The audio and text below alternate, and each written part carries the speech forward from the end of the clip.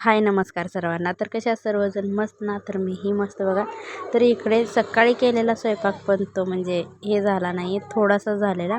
आणि म्हणून किती दिवसात ना आज पहिल्यांदा होते बरं का माझ्या हातून असं तरी. कारण स्वयंपाक नाही आहे. कारण सकाळी थोडासाच झाला स्वयंपाक.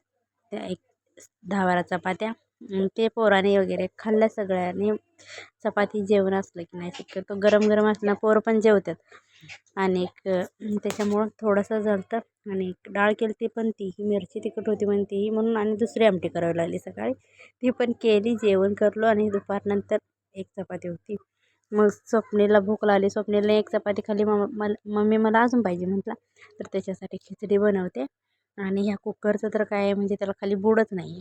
कारण सारखा कलंडतो आहे म्हणून त्या गॅस टाकीला त्याला हे केला, ॲडजस्ट केला. आणि मग म्हटलं आपलं भरभर आपलं करून द्यावं. आणि मला घर सारवायचं आहे कारण खूप दिवस झालं सारवून नाही आल्यापासून, कारण पावसाच्या ह्यानं टेवा धरते ना त्याच्यामुळं सारवायचंच आहे. म्हणून सारवलं नाही. तर आज आता आठवडाभर झालं पावसानं उघडीप दिल्या. तर बघूया वाळतंय तर सारवून वगैरे घ्यायचं आणि खाली तिकडं जायचं आहे पोळ्या करायला. गौऱ्या बसवल्या आज त्यांनी, तिकडं जायचं अमोल भाऊंच्या इकडं.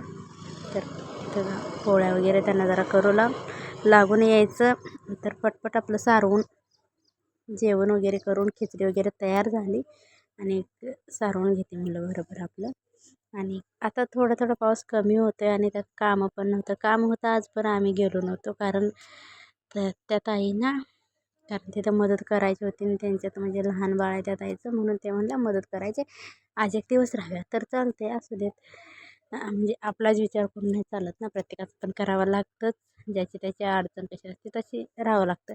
तर चला असो. तर इकडे बघा जे सगळं सारवून वगैरे झालं आमचं आणि खिचडी बनवली आणि सगळा मसाला एकीकडं, भात एकीकडं झाला होता. आणि हे तांदूळ होतं शाळेतलं, शाळेत भेटतं ते. शाळेतलं तांदूळ छानच भेटतं पण शक्यतो कोण खात नाही आहे शाळेतलं तांदूळ. पण मी वापरते कारण स्वच्छ धुवून वगैरे छान हे करून केलं ना. पण मी धुवून घेतलं ना त्याच्यातली हळद जाते म्हणून व्यवस्थित नीट वगैरे करून ठेवलं निवडून. तर छान मस्त भात होतो कारण मसाला आम्ही जसं मसाला भाताला फोडणी देतो ना तसंच त्यालाही द्यायची. तर चला असो. व्हिडिओ कसा वाटला कमेंटमध्ये नक्की सांगा. तर चला बाय. जय बाळू मामा.